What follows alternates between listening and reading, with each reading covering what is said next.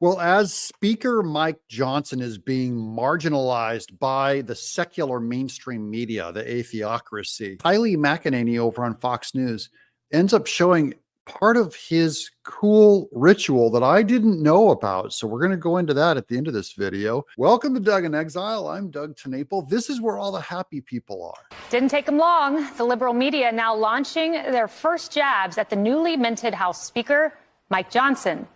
But many of those attacks appear to center on his Christian faith. They are particularly perturbed by that. This is true. They're actually making a bigger deal that he's a Christian than some of his positions on, say, questioning the election and things like that, or policy things.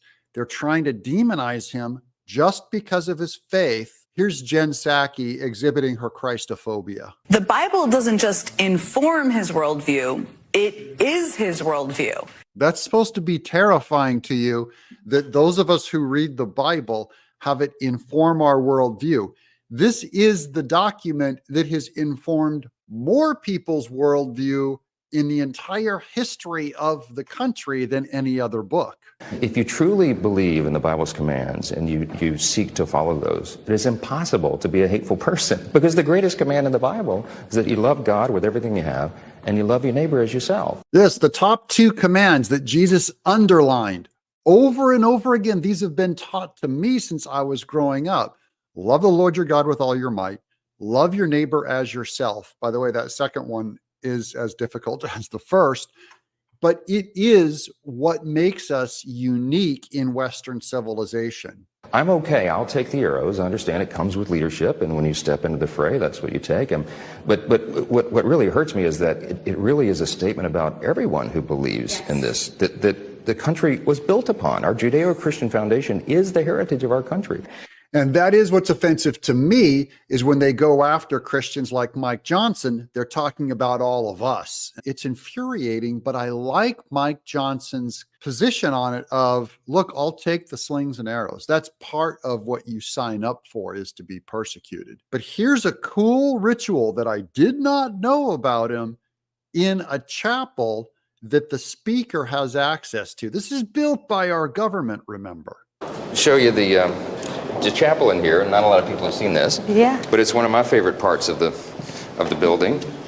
Wow. And it's got this ornate stained glass that they added in 1955.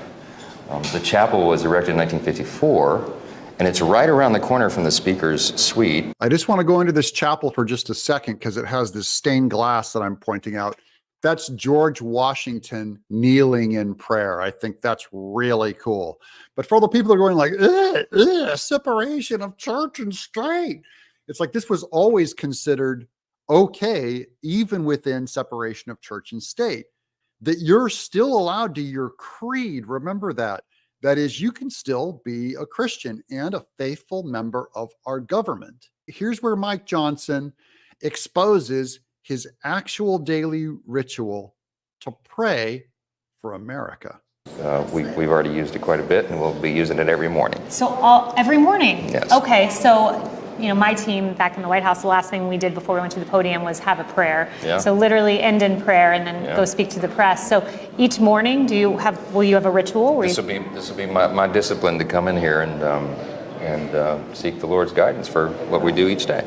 I can't love this guy more. He even speaks of it as a discipline. It's just something that you set aside and do, is to go in and pray and seek the Lord's guidance, and you submit your life to him in prayer. I'd like to encourage all of you to pray. I just encourage people to pray because the Bible tells us to pray. Let me know in the comments below what you think of Americans praying. I'm Doug in Exile.